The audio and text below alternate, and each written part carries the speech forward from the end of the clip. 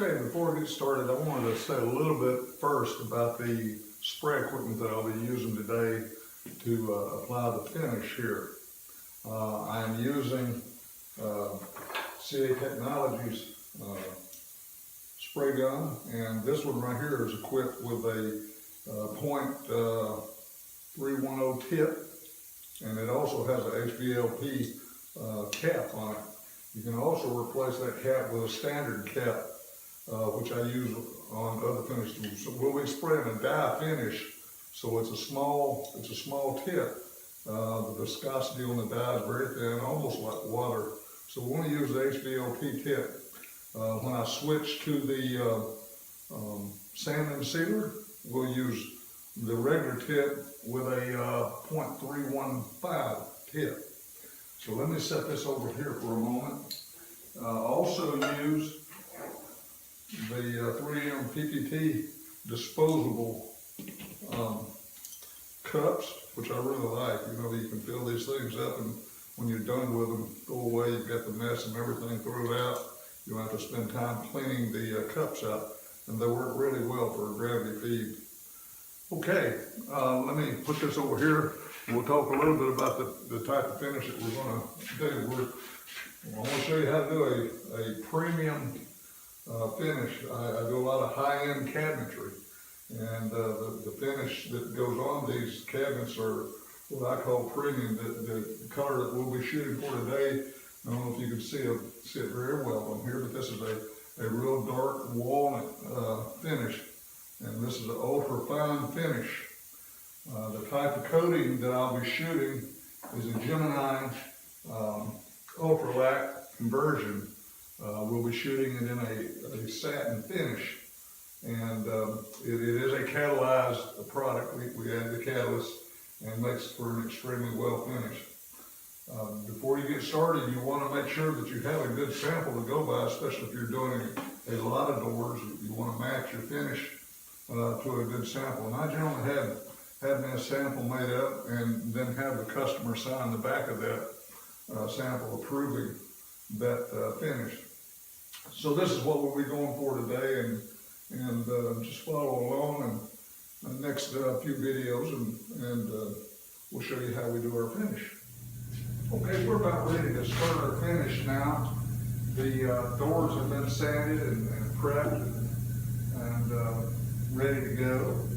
Now, I always start on the back side first, because once you flip that over, if there's any possibility of the finish not being fully cured, you get any minor flaws or anything, I would rather those be in the back of the finish than on the front. But I very rarely have any of that problem. It's always better to have your final finish ending up on the surface on the top. So this panel has already been sanded. It's ready now to go. We're going to be, like I said, spraying a dye finish. I really like dye finishes. I use them almost exclusively. The dye is deep penetrating. It gets down into the pores of the wood. It is just an easier finish to spread on.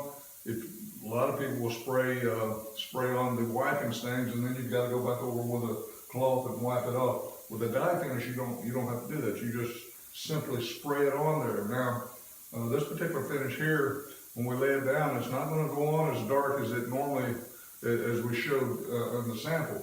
We're going to build that finish upon layers. We'll start out by shooting a saturated finish. We're going to saturate the whole panel with the walnut stain. We'll let that dry, and then we'll go back over and spray it with a sand and sealer.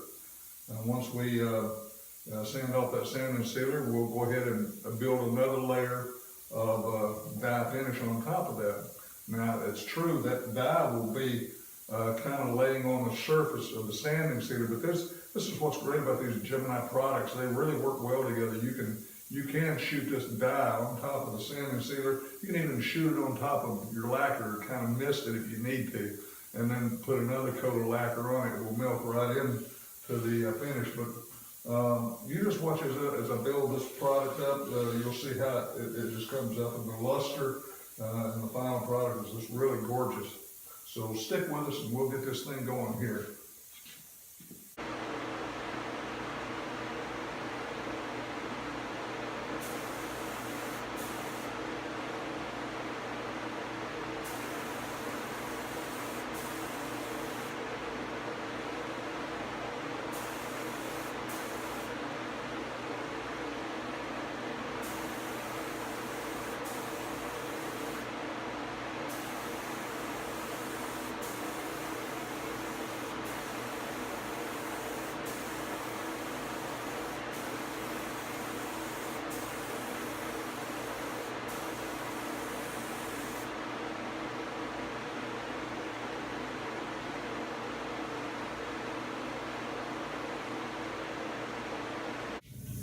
Okay, this panel is dried enough. It's not completely dry yet, but it's dried enough to force to go ahead and flip it over. And you'll notice when this dye dries, it dries with kind of an opaque finish.